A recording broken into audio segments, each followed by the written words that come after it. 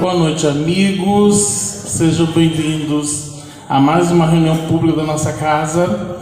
Hoje a exposição doutrinária está com a nossa amiga Solange. Ela vai falar sobre o tema A Realeza de Jesus. Mas antes disso, nós vamos fazer uma ambientação e meditação do livro Caminho, Verdade e Vida, por Francisco Cândido Xavier, pelo Espírito Emmanuel. A lição é a 153, Passes. Está no Evangelho de Marcos, no capítulo 5, versículo 23, que diz assim: E rogava-lhe muito, dizendo: Minha filha está moribunda, rogo-te que venha e que lhe imponha as mãos para que sare e viva. No Evangelho de Marcos, capítulo 5, versículo 23, e aí nós vamos às considerações de Emmanuel sobre essa passagem. Jesus impunha as mãos nos enfermos e transmitia-lhe os bens da saúde. Seu amoroso poder conhecia os menores equilíbrios da natureza e os recursos para restaurar a harmonia indispensável. Nenhum ato do Divino Mestre é destituído de significação. Reconhecendo essa verdade, os apóstolos passaram a impor as mãos fraternas em nome do Senhor e tornavam-se instrumentos da divina misericórdia. Atualmente, no cristianismo redivivo, temos de novo o movimento socorrista do plano invisível, por meio da imposição das mãos. Os passes, como transfusões de forças psíquicas, em que preciosas energias espirituais fluem dos mensageiros do Cristo para os doadores e beneficiários, representam a continuidade do esforço do Mestre para atenuar os sofrimentos do mundo. Seria audácia por parte dos discípulos novos a expectativa de resultados tão sublimes quanto os obtidos por Jesus junto aos paralíticos, perturbados e agonizantes. O Mestre sabe, enquanto nós outros estamos aprendendo a conhecer.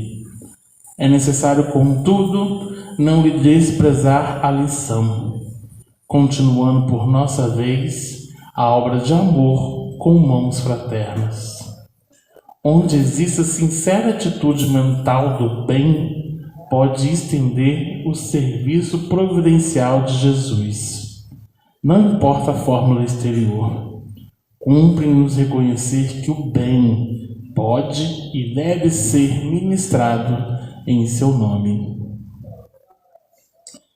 Emmanuel ele traz uma reflexão dentro dessa passagem, primeiro falando do passe, um mecanismo da fluidoterapia para que a gente possa ali trazer para a gente um refazimento de uma doença física ou até mesmo doença moral, essa troca de energia.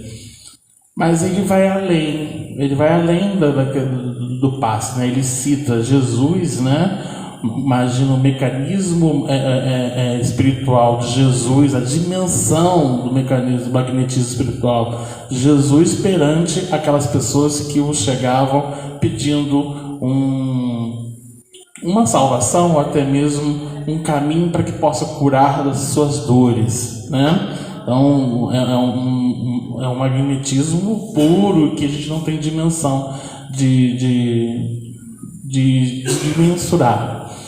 Mas aqui ele fala justamente da nossa atribuição em justamente movimentar esse bem, fazer o movimento desse bem em nome de Jesus, a justamente consolar aquelas criaturas, a consolar pessoas que necessitam justamente de um instrumento para que ela possa se galgar e ela possa continuar o seu caminho, o seu plano, ou então até mesmo se curar, né? Todos nós sabemos aqui os benefícios que tem o passe para o nosso refazimento íntimo, né? Tanto que nós estamos aqui hoje numa palestra e ao final tem a fluidoterapia para aqueles que têm necessidade, né? A gente justamente faz um uso de um remédio, mas não é um uso contínuo desse remédio, é um uso com necessidade. Hoje eu preciso, hoje eu estou precisando, então nós temos o tratamento para isso. Mas aqui ele justamente ele diz para que a gente possa utilizar essa ferramenta do bem em prol dessas criaturas que mais necessitam. E aí eu me lembrei também, dentro dessa página, hoje, a medicina hoje, ela enxerga de que o caminho da espiritualidade é uma ferramenta gigantesca para a cura daquele paciente. Então, água frutificada, oração, irradiação, passe, são tudo instrumentos medicamentosos para que possa justamente auxiliar aquele espírito que está enfermo, justamente que ele possa alcançar a sua cura. Isso já é, meus amigos, comprovado cientificamente. Nós temos não só em Volta Redonda, mas nós já temos municípios que estão investindo em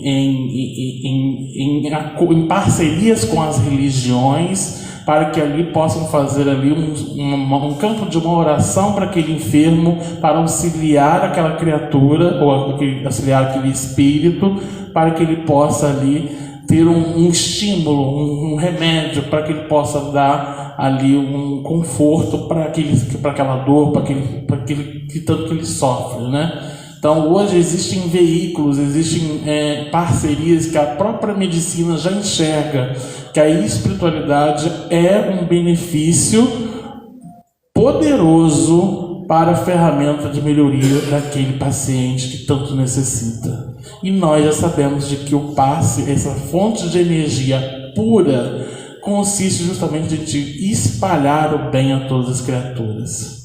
Então, quem por exemplo, está administrando o passe, está ali transmitindo, difundindo o bem para aquela criatura. Eu, quando eu faço caridade, ou quando eu ajudo algum semelhante, ajudo alguma pessoa, também estou transmitindo energias poderosas de ferramentas do bem.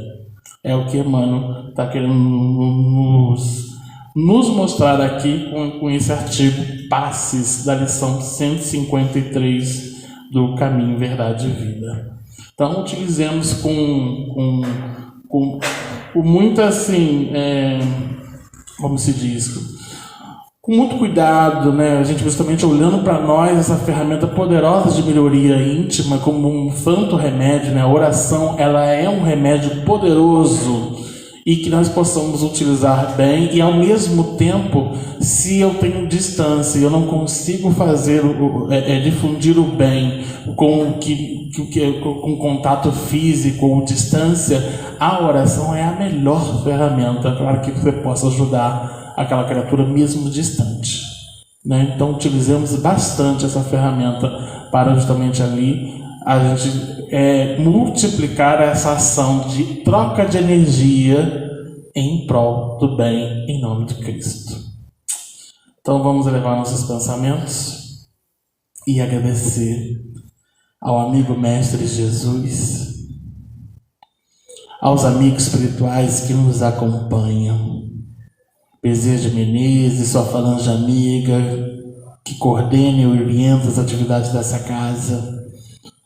Obrigado mais uma vez por estarmos aqui nessa noite, aprendendo, refletindo, meditando, criando instrumentos de compreensão dessa mensagem consoladora, para que a gente possa ofertar nosso aprimoramento íntimo, retirando as mazelas do homem velho, e ao mesmo tempo levando essa sementeira num campo mais profundo, envolvendo os nossos familiares, envolvendo a nossa comunidade, envolvendo o nosso estado, país e o mundo.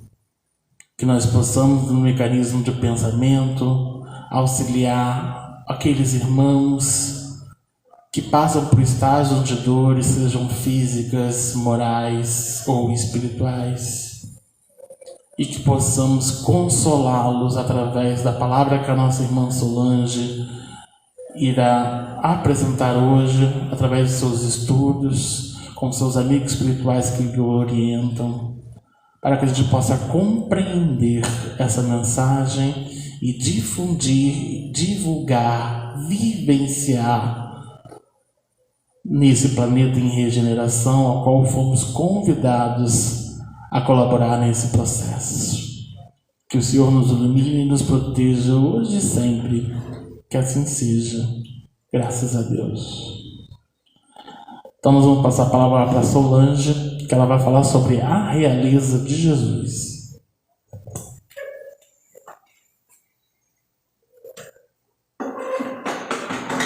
Boa noite a todos.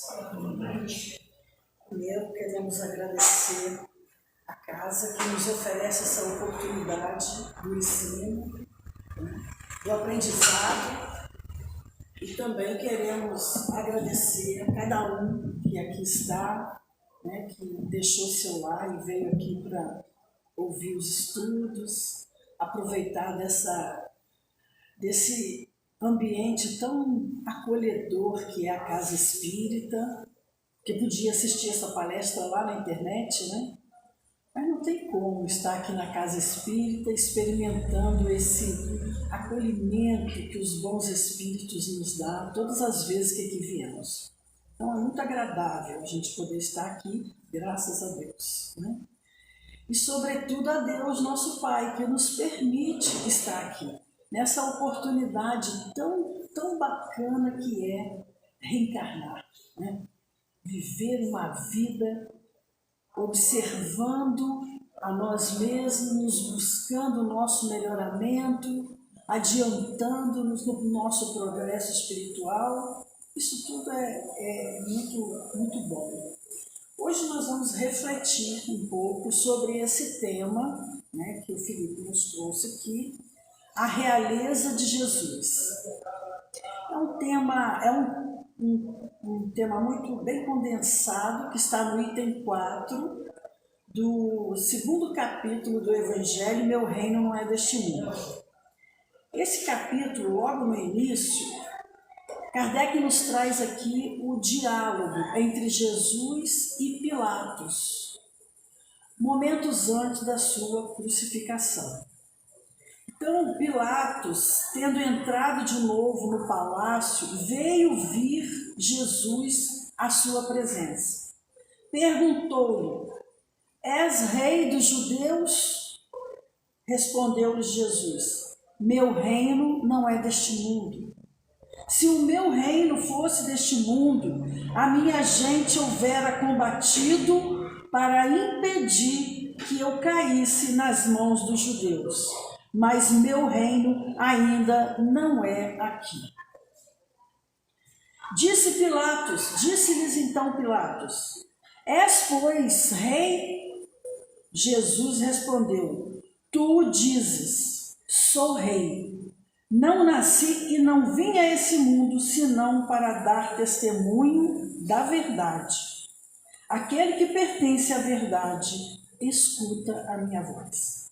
Está registrado em João, capítulo 18, versículo 33, 36 e 37. Muito bem.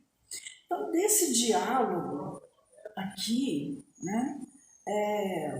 foi desenvolvido alguns temas dentro desse capítulo, que nós já tivemos a oportunidade de assistir, de ouvir até recentemente os temas aqui da casa.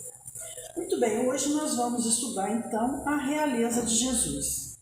E é muito interessante porque logo lá no início ele já diz o seguinte: todo aquele que pelo seu gênio ascende à primeira plana numa ordem de ideias quaisquer, a todo aquele que domina o seu século e influi sobre o progresso da humanidade, dá-se esse título, então, de rei.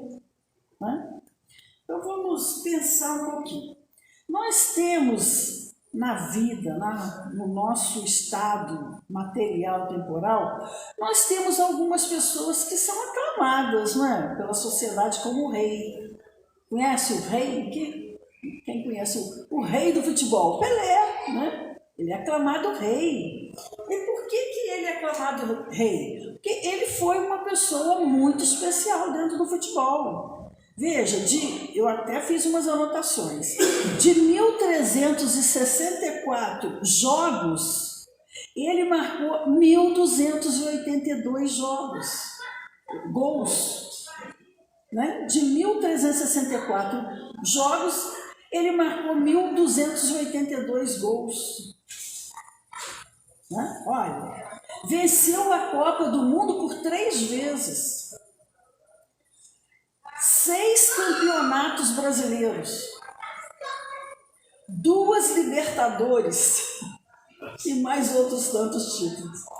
Então veja, ele é uma pessoa especial, não é? Dentro do futebol, ele é uma pessoa especial. Ele trouxe jogadas inovadoras, né? E a gente vê aí até hoje, né? Se fala do Pelé, quando fala rei do futebol, Pelé, né? Então, é uma situação destas, de uma pessoa, né, que se tornou, que recebeu esse título de rei. Nós temos também uma outra pessoa que é aclamada rei aqui, né, que é o rei da música romântica, que é o Roberto Carlos, né? Não chama rei. Numa entrevista com o Jô Soares, ele falou o seguinte, que na verdade ele não se considera nenhum rei, mas que ele agradece muito o carinho dos fãs. E isso surgiu lá atrás. Ele nem se lembra muito de onde que foi que surgiu isso. Ele estava fazendo um show e de repente alguém chamou de rei e aí ficou, aquilo foi ficando. Né? Mas tem uma pessoa que fez uma biografia dele, até não autorizada, e o Roberto Carlos entrou na justiça e proibiu essa biografia. Então ele diz que, na verdade, ele foi considerado rei desde lá 1964, porque foi quando ele assumiu assim uma grande ascensão na música jovem, e aí ele trouxe muita gente, né? Eram muitos adultos, muitas pessoas que aclamavam, e ele começou, inclusive num programa do Chacrinha, ele chegou a ser coroado rei pela sua mãe, né? Então, assim, mas ele diz que, na verdade, ele não se considera rei, né? De jeito nenhum, mas que ele agradecia bastante o carinho das pessoas. Então, por aí nós vamos ver o que nos fala aqui no início do texto da realeza, que nem sempre o título de rei é por uma pessoa que tem a coroa de rei, né? Que é um rei mesmo na terra. Ela pode ser aclamada rei por causa dessas situações que ele diz aqui então. Né? Por consenso, dá-se esse título a todo aquele que pelo seu gênio ascende à primeira plana numa ordem de ideias quaisquer, a todo aquele que domina o seu século e influi sobre o progresso da humanidade. Então, só por esse consenso, por essa observação em torno dessa palavra rei, a gente pode dizer que Jesus foi um rei aqui na Terra? Podemos dizer, não podemos? Então, nós podemos dizer que Jesus foi um rei aqui na Terra, de fato, porque aconteceu tudo isso, olha. Todo aquele que pelo seu gênio ascende à primeira plana numa ordem de ideias quaisquer. Nossa, Jesus fez isso muitíssimo, né? Porque a época que Jesus viveu, aquelas pessoas viviam sob o domínio, né, vamos dizer assim, da lei mosaica. A lei mosaica. E a lei de Moisés, ele tem 2 partes, que é a lei de Deus, que é constituída nos 10 mandamentos, e essa lei até hoje, ela existe, ela é utilizada, inclusive no Evangelho segundo o Espiritismo, no primeiro capítulo, né? Kardec coloca lá os 10 mandamentos para nos mostrar a atualidade dessa lei, né? Como que ela resistiu ao tempo e persistiu. Mas por quê? Porque ela é de origem divina. Então, as ideias que são de origem divina, essas não são modificadas, né? Elas podem ser mal interpretadas, mas modificadas elas não são, não é mesmo?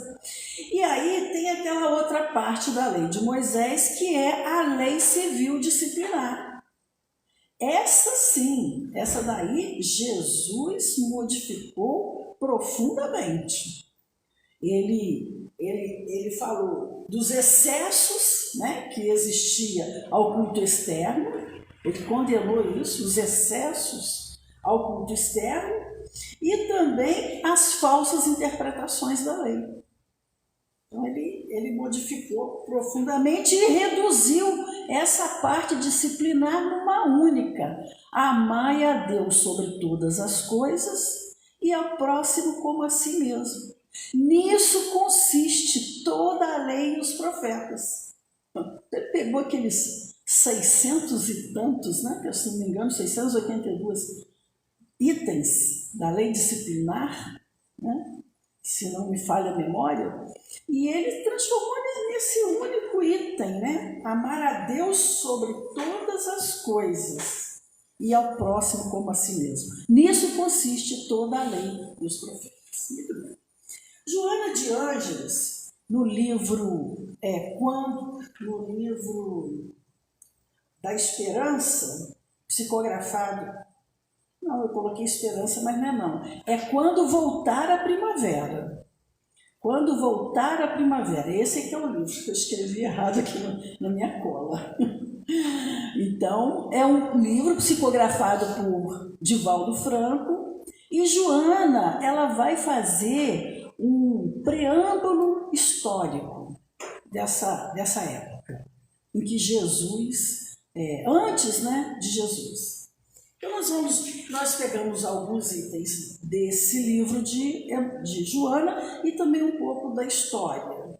Então o que nós vimos lá? A história nos diz que Abraão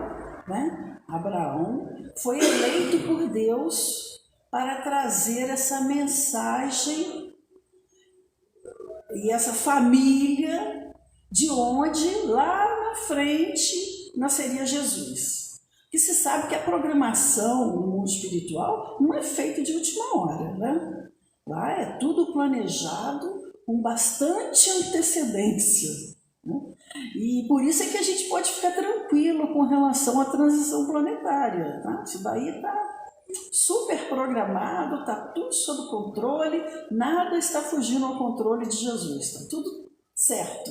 No tempo certo as coisas vão se dar, como aconteceu lá no passado. Então Abraão, que vivia lá em Ur, no sul da Babilônia, ele recebe um convite de Deus para que ele deixasse a sua parentela, pegasse as suas coisas e fosse em busca da terra prometida. Porque ele lhe daria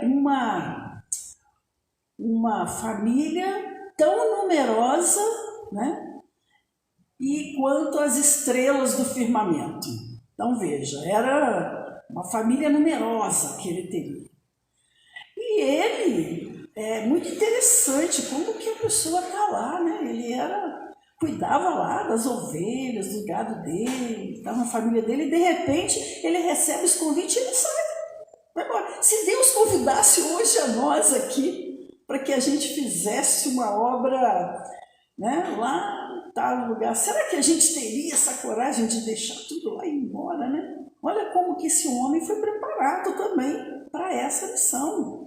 Então, veja bem que ele é chamado de pai, né, dos hebreus, não é bem à toa, né? Ele realmente possuía essa coragem. Abraão, ele teve 2 filhos, Ismael e Isaque. Essa promessa que Deus fez a Abraão recaiu sobre Isaque. Isaque também teve 2 filhos, e essa promessa recai sobre Jacó. Então Jacó é neto de Abraão. E Jacó, ele tem um encontro com Deus e ele Deus muda o nome dele para Israel. Então, isso a gente conta muita coisa sobre Israel. Jacó teve, nós colocamos lá, 12 filhos. Esses 12 filhos formaram a terra lá de Canaã, porque eles formaram as 12 tribos de Israel. E as tribos de Israel tinham o nome dos seus filhos, com exceção de uma, que era José. Você não acha a tribo de José, você acha a tribo de Efraim. Por quê? Porque José, ele teve lá no Egito, né? José, dá uma pincelada rapidinho. José era um dos filhos muito amados de Jacó, e os irmãos, por inveja, o venderam como escravo para os transeuntes e ele foi parar no Egito. Então ele foi ser escravo lá no Egito. Aí aquela história de José do Egito, que depois de um tempo, né, ele passa muitas provações, passa por várias coisas, até que um dia ele assume a governança lá do Egito. Ele se torna governador do Egito, né? Então, e José, nessa época ele estava no Egito, ele teve 2 filhos, Manassés e Efraim. Então, Efraim, essa promessa lá de Abraão, recai sobre Efraim. E Efraim foi tão especial que ele recebeu o direito de receber o nome do pai. Né? Abraão o adotou eles como filho, e ele recebeu o direito de usar o nome do pai. Então, ele passa a ser chamado de Israel, que era o nome do pai dele. Né? Muito bem. Essas 12 tribos, a gente está lá, né? Então, as 12 tribos, e eles resolvem que quer ter um rei igual as outras nações que tem rei. Então, Deus deu um rei para eles, que foi Saul. Foi o primeiro rei desse povo hebreu. Depois de Saul veio o rei Davi, né? E Joana, nesse capítulo que eu falei, ela vai nos falar o seguinte, que Davi foi o estruturador do reino. Ele estruturou todo o reino, Davi. Ele era muito inteligente, ele aumentou muitas terras do reino, né? Ele travou muitas batalhas com os inimigos, né? Que na época eles falavam, tinha os povos, né? Que eram inimigos das tribos. E ele tornou Jerusalém a capital dessa tribo, né? Dessas 12 tribos. Até então eram as 12 tribos. Depois veio Salomão.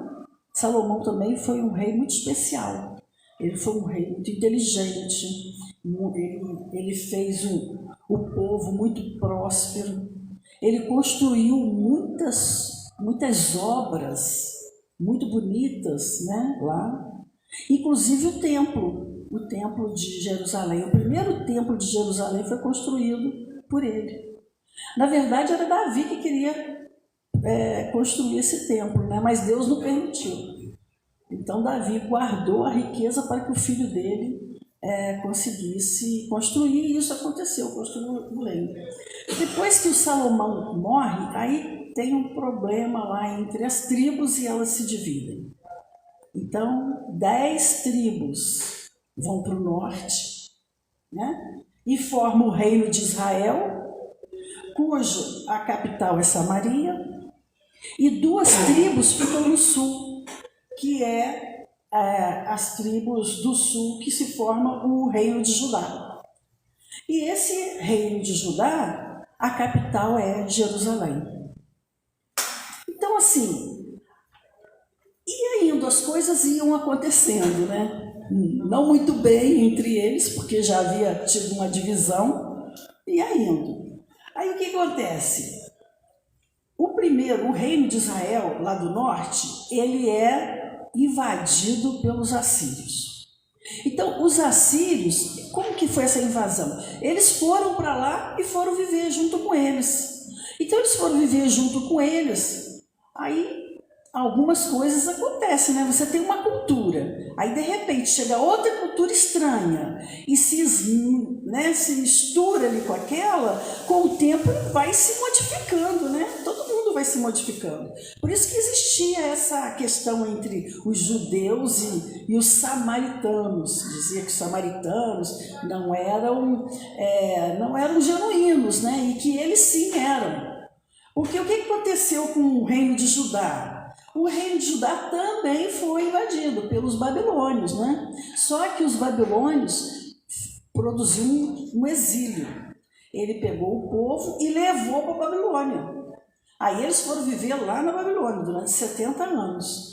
A partir do governador Ciro, que foi um governo persa, eles começam a libertar os judeus que estavam na Babilônia, e eles retornam para o reino de Judá, para as suas terras. E aí, por isso que essa divisão ainda foi mais concentrada, né? Essa ideia de que os samaritanos eram impuros, porque eles eram misturados, né? E que eles não, eles haviam estado no exílio, mas eles retornaram com as suas famílias originalmente. Então eles eram os filhos, né, de Deus, né, o povo que foi prometido à sua posteridade, que a sua posteridade cobriria a terra, né?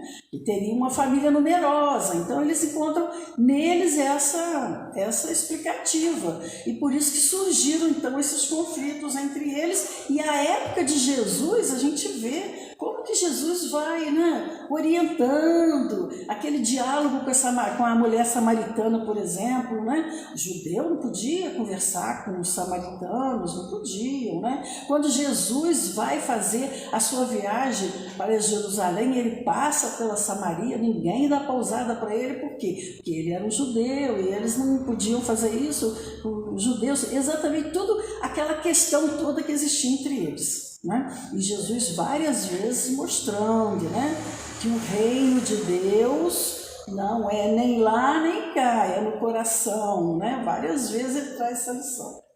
Muito bem. Então, o que acontece? Esse reino de Judá, Jerusalém depois ela sofreu outras investidas, né? Alexandre Magno, depois veio Ptolomeus, depois veio os Salúcidas, né?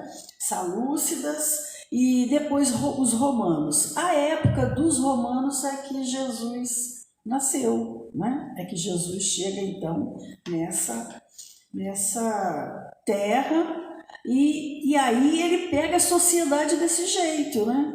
Então você vê, desde lá de Salomão, eles não tiveram mais reis, e eles foram orientados em alguns momentos pelos juízes, né? Que a gente procurar no Antigo Testamento, você vai ver lá os juízes. Então, de tempos em tempos, né, Deus levantava um juiz de uma determinada tribo, de uma determinada, uma hora era de Efraim, outra hora era do outro, cada hora era o juiz de uma dessas terras. E eles é que governavam o povo, que orientava, que julgava e tal. Mas no mais, eles não tiveram mais rei. Então eles estavam aguardando o rei, esse enviado, porque estavam lá nas escrituras que ele viria um enviado. Então quando chegou Jesus, né, eles não aceitaram. Por quê? Aí Joana vai nos trazer aqui alguns exemplos, né, de reis e de rainhas, e fazendo uma comparação, né, fazendo uma análise perante Jesus, o reino de Jesus. Então nós vamos ver que muitos governantes na terra, né, os governantes da terra, eles trazem diferenças, eles nascem em famílias, os reis da terra, nascem em famílias especiais, tinham roupas especiais, usavam os seus paramentos, né?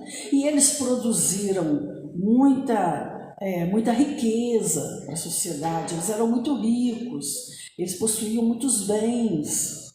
E aí vem Jesus, que nasce numa estrebaria, né? Aí eles não aceitam esse rei. Eles esperavam um rei que chegasse num carro luminoso, né? Cheio de coisas para o povo, para libertar o povo daquele jugo que eles estavam sofrendo. Afinal de contas, eles já haviam passado pelo peso e pelo jugo de vários outros povos. Então eles não estavam aguentando mais aquela situação e queriam enviado para a sua libertação. E aí vem Jesus. Então eles não aceitam Jesus por causa dessas situações que nós falamos aqui.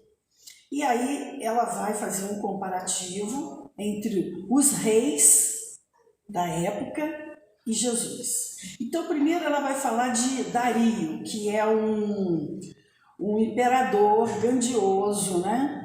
do Império Persa, que ele era muito rico, possuía muitas riquezas, mas ele não se eximiu à derrota e à morte. No final de sua vida, ele passou por isso, né?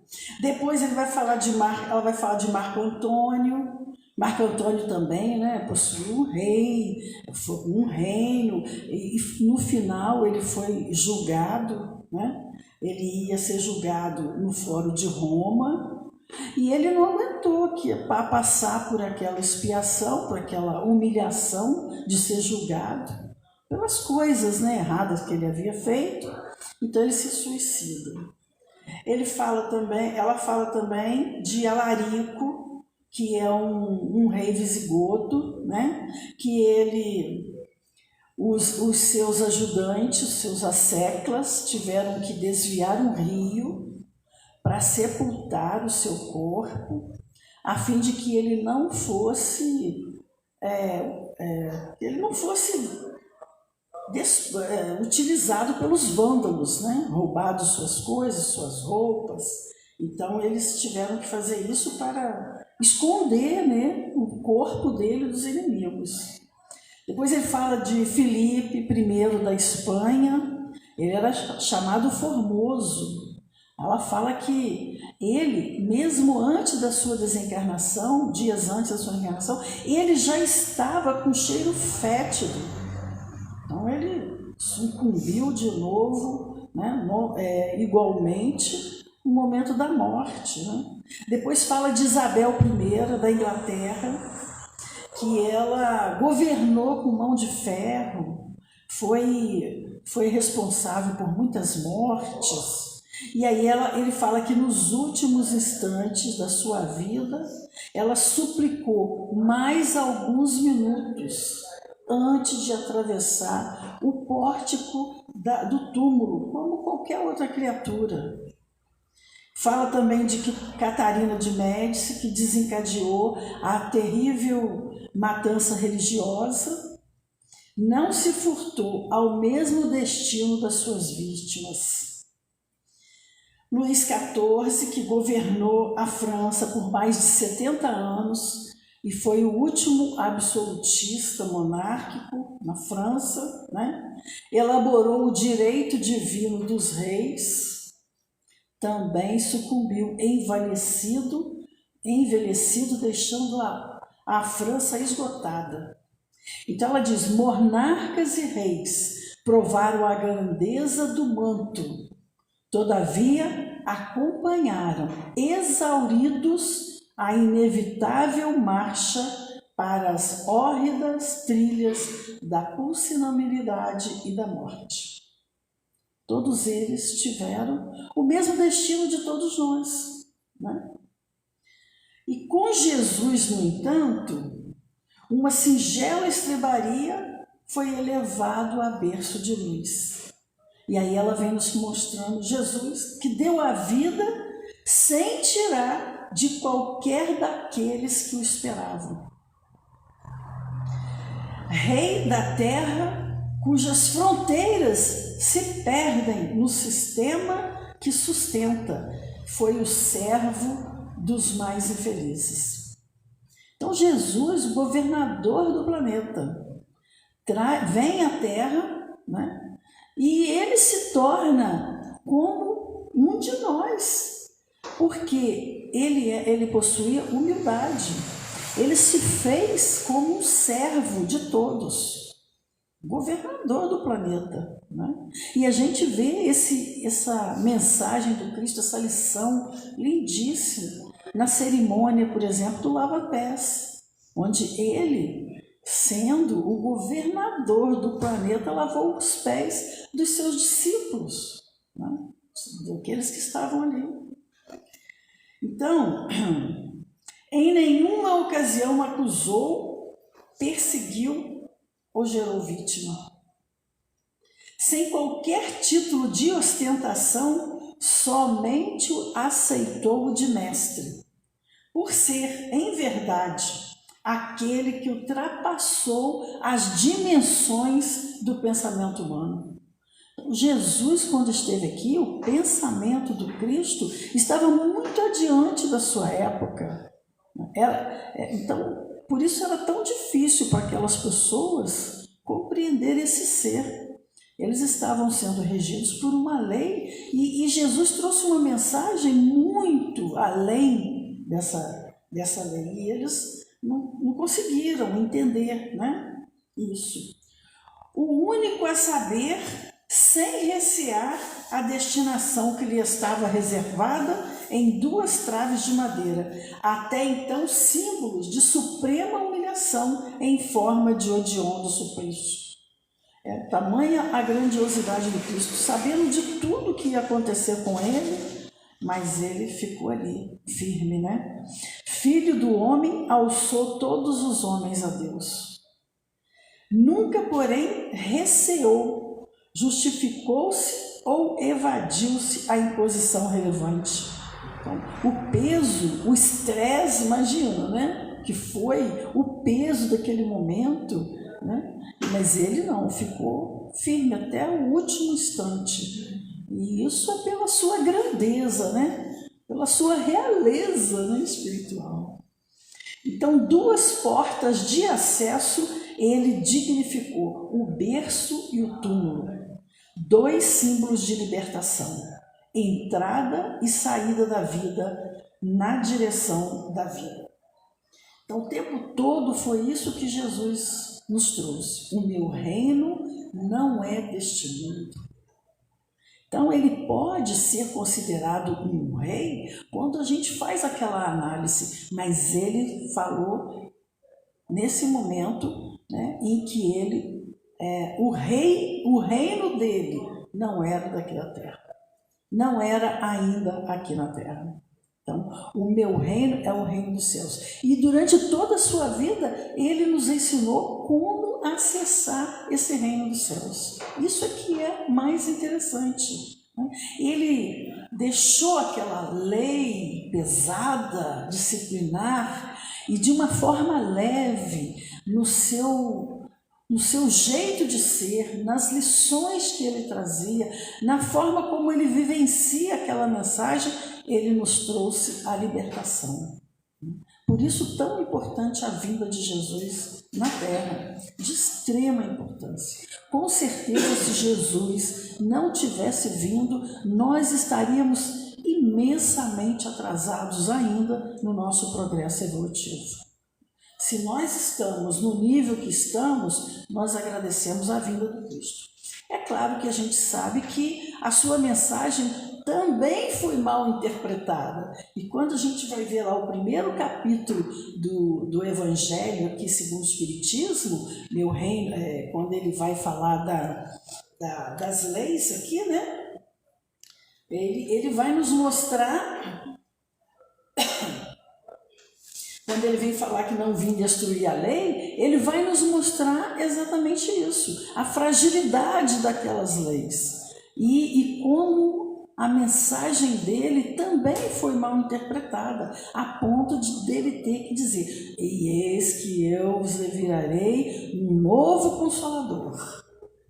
Aí vem o Espiritismo futuramente como esse novo Consolador para esclarecer tudo o que estava mal entendido, né? E revelar mais algumas lições que eram necessárias. Então daí nós vamos ver que a realeza de Jesus é a realeza moral. E essa realeza, nos diz aqui, se prolonga e mantém o seu poder. Até hoje, né? Foi tão importante a vinda do Cristo que a história foi dividida entre antes do Cristo e depois do Cristo. Tamanha foi a mudança, né? A influência de Jesus sobre as nossas vidas. Então ele governa sobretudo após a morte, que é o reino dos céus, que é o reino para onde nós estamos destinados. E aí nós vamos trazer aqui uma página de Emmanuel, que é sobre no reino do coração. E aí Emmanuel vai nos dizer, em verdade, asseverou Jesus, que o reino de Deus ainda não é deste mundo. No entanto, várias vezes afirmou, esse reino permanece dentro de nós. Muitos aguardam a vinda espetacular do céu à terra, ignorando que a construção do céu há de começar em nós, se nos propormos a alcançar uma vida perfeita.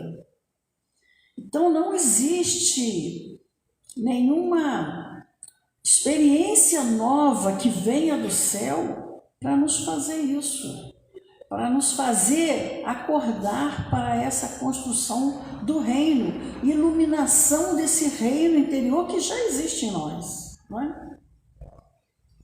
Não ouvides o reino do coração se anelas trabalhar pelo reino do Cristo. Não podes sustar a perturbação que ruge em derredor de teus passos. Entretanto, é possível apaziguar a própria alma e encontrar dentro dela um abrigo de serenidade e de esperança. Então, os dias estão difíceis? Estão. A luta é grande? Sim, estamos passando por uma transição. Mas ainda assim, vamos buscar em nossa alma encontrar a serenidade e a esperança para mantermos, né, a nossa caminhada, a nossa jornada.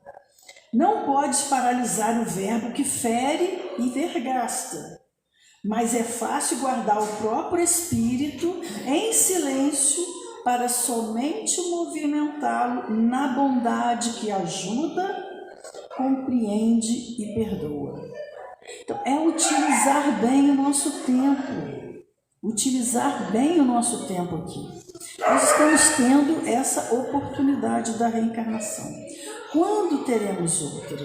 E a gente evolui reencarnando, porque aqui nós vamos viver as injunções das provas e das expiações.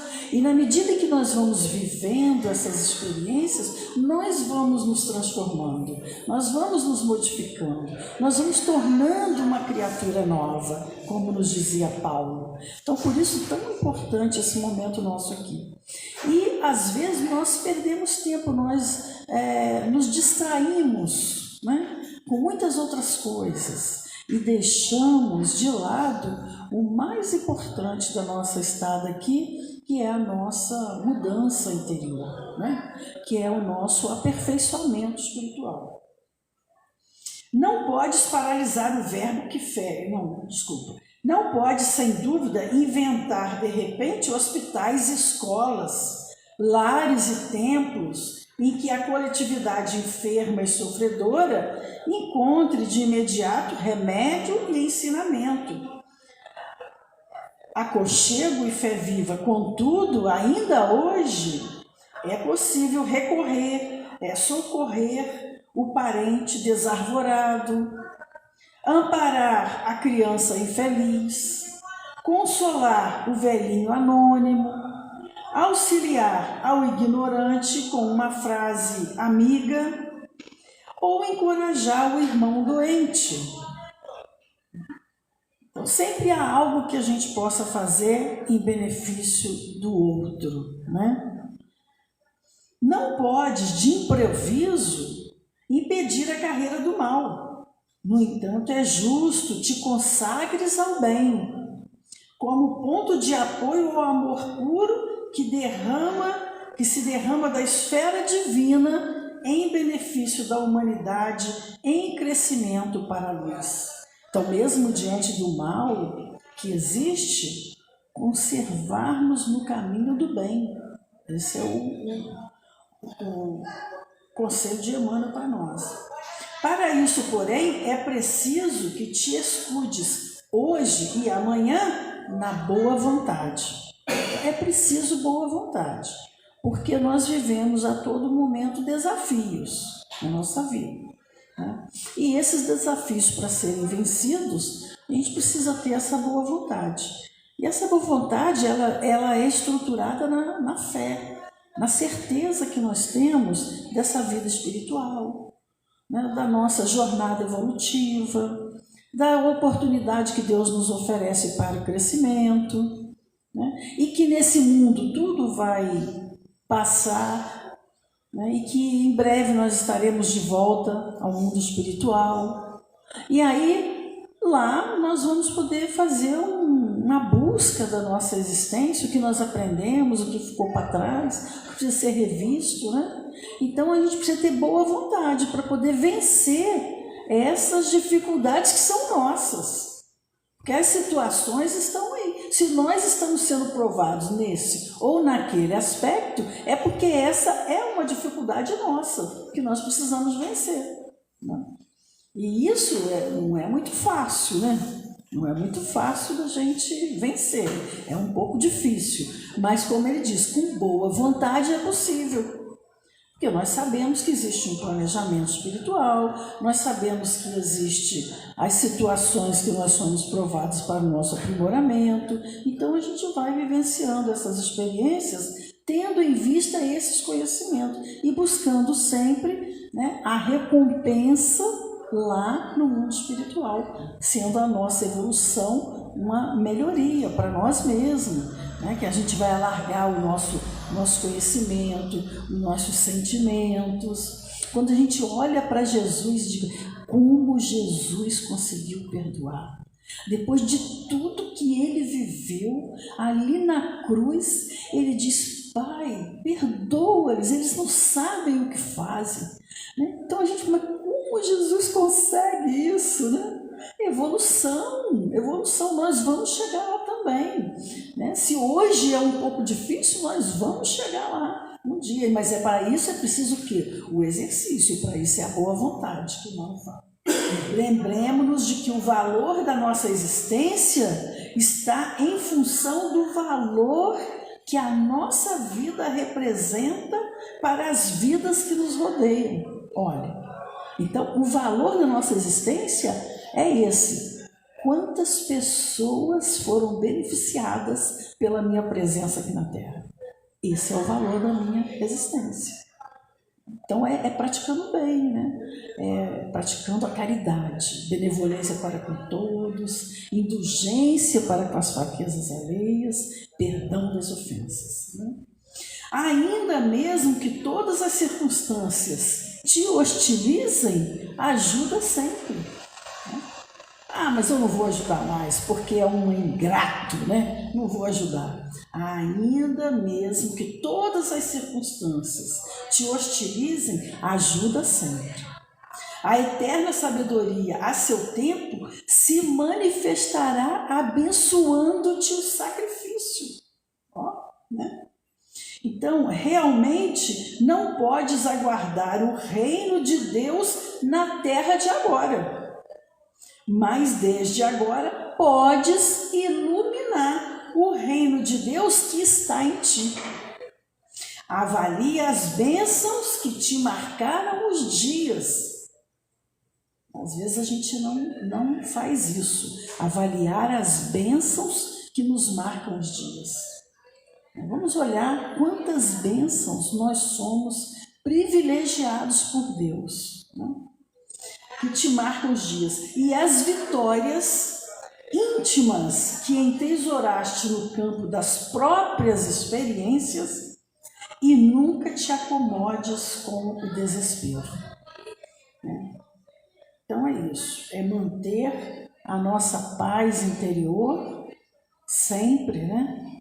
buscar a nossa paz interior. Quando a gente vê que algo nos tirou do prumo, busquemos o quê? Oração, que foi falado hoje no início da página. Busquemos a oração. Senhor, ajuda-me, Senhor. Estou enfraquecido. Se não for pela tua ajuda, eu vou cair.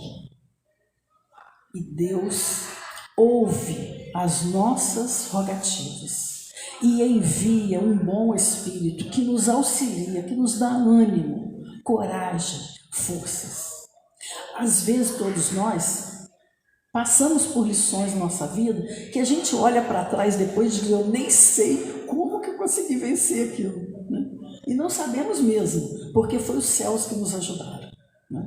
E tem aquela passagem linda de marcas na areia, né? E a pessoa olha e vê aquelas marcas daqueles 2 pés. E aí, no momento mais difícil da vida dele, ele não vê ali as pegadas de Deus na areia, né? E aí ele diz: Senhor, nos momentos mais difíceis me abandonaste, né? Então o Senhor disse: nesses momentos, foi eu que te carreguei no colo. Então é assim mesmo, é desse jeito mesmo que acontece conosco. Nos momentos mais difíceis da nossa existência, é nesse momento que Deus está presente. Então não percamos de forma alguma a nossa fé. Fiquemos firmes na certeza de que Deus há de trazer, né, as bênçãos que a gente precisa no momento ideal, nos dando ânimo, coragem, fé, para a gente vivenciar as lições que nós precisamos viver, tá bom? Então, que Jesus nos abençoe, nos ampare e até a próxima oportunidade.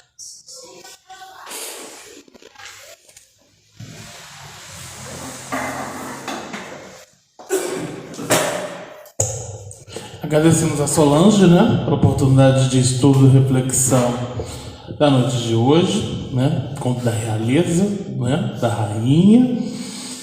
E vamos aos nossos recados, né? Amanhã estreia o filme Nosso Lar, todos os cinemas do nosso país, né? E aqui em Volta Redonda, atenção só aos horários. Nós temos 2 opções, né? Dois cinemas, Parque Sul e o Cine Show Volta Redonda, que é o Cine Shopping.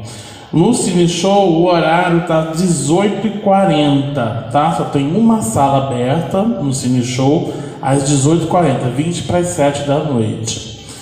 No Cine Show, tem todo mundo vai pagar meia, né? Paga em torno de 12 a 13 reais, tá? Todos vão pagar meia, é um valor promocional durante a estreia do filme, tá? No Cine Araújo, que é o do Parque Sul, nós temos 6 horários, né? São 2 salas com 6 horários. Numa sala tem as opções de horário 4h45, 19 horas e 21h15, 9h15 da noite. A outra sala, que é uma sala VIP, é uma sala menor. Essa sala vai ter também 3 horários, 5h15, 19h30 e 9h45. Tá? E também o Cine Araújo também está fazendo valores promocionais para a estreia. Aqui em Volta Redonda nós fizemos uma caravana, fechamos 2 salas de cinemas na sexta-feira. Então na sexta-feira não tem ingresso para o Parque Sul, já estão fechadas as salas, mas tem ingresso disponível para o Cine Show amanhã, na quinta-feira, com um valor promocional, e também tem ingresso disponível também no Cine Araújo amanhã, tá? Que é amanhã que é a estreia. Então todo mundo no cinema fazendo a nossa caravana e divulgando o cinema espírita, né? O filme espírita a todos nossos amigos, parentes, familiares que possam estar próximo a essa temática do filme, né? Então está todo mundo convidado. No próximo domingo, quem vai estar aqui é o Hamilton. Hamilton vai fazer o nosso estudo da manhã de domingo. Ele vai falar sobre mentira, a arma. Esqueci a arma perigosa, isso, a arma perigosa. Então ele vai abordar esse assunto conosco. Lembrando que em mês de fevereiro está entrando e a gente vai começar nossas comemorações dos 73 anos de fundação da EDAC. E aí no dia 18 de fevereiro, que é o aniversário da casa, vai estar aqui com a gente João Luiz do Nascimento. João Luiz, ele vem de Cachoeira Paulista, vai estar aqui com a gente administrando uma temática importante.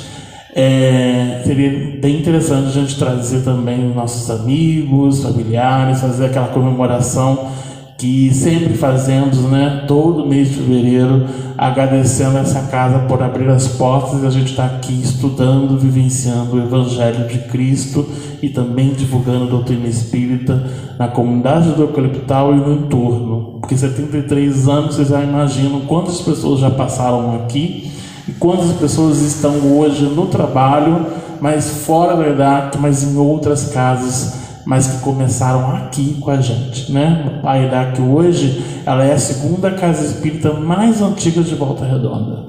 Então a gente fala com esse título com muito orgulho, porque é justamente uma casa que abre as portas para o movimento espírita, abre as portas para a comunidade, para que a gente continue a vivenciar, exemplificar essa mensagem consoladora, né? São 73 anos, então, consolando muitos corações, né? Por fim, só avisar aos associados, aos sócios, né, que estiveram aqui no domingo passado, que a prestação de contas está ali no quadro, né? É sempre bom para que aqueles que são associados da casa, que contribuem, né? A gente sabe de que dá conta da administração, mas a gente precisa pagar água, precisa pagar luz, precisa pagar internet para o pessoal da internet que está assistindo. São custos e a gente precisa administrar isso, e aí a diretoria já está prestando as contas do ano de 2023, tá? Quem não é sócio, também não fazemos o convite. Quem puder colaborar com alguma contribuição, é só ir na secretaria, conversar como é que pode ser, como é que eu posso ser sócio, como que eu posso auxiliar a casa com aquela contribuição pequena, né? Vamos lembrar o óbolo da viúva, né? Que ela entregava um pouquinho, mas aquele pouquinho, Jesus falava que era de grande valia, né? Então, fica aí o nosso convite. Então, vamos levar nossos pensamentos e agradecer ao amigo Mestre Jesus pela oportunidade bendita de refletirmos um pouco a mensagem consoladora dessa noite. Agradecemos por estarmos aqui em contato com essa casa espírita querida, vivenciando essas lições e reafirmando nosso compromisso de auxiliar esse planeta em transição, semeando essas palavras e internalizando todas essas vivências na transformação de um novo homem, um homem de bem. Que possamos, nessa sintonia de pensamentos, vibrar e mentalizar para todos aqueles que passam por necessidades, sejam físicas ou espirituais. Vibrar para aquelas instituições também que necessitam das nossas orações e que possamos dar instrumentos de consolo e de força para que a gente possa continuar com esse compromisso que nos foi confiado. Mais uma vez agradecemos a toda a oportunidade que nos destes e que possamos, através dessa comunhão de pensamentos e dessa reflexão dessa mensagem consoladora que foi realizada hoje, darmos por encerrado mais uma reunião pública dessa casa. Que o Senhor possa nos iluminar, nos proteger hoje e sempre. Que assim seja. Graças a Deus.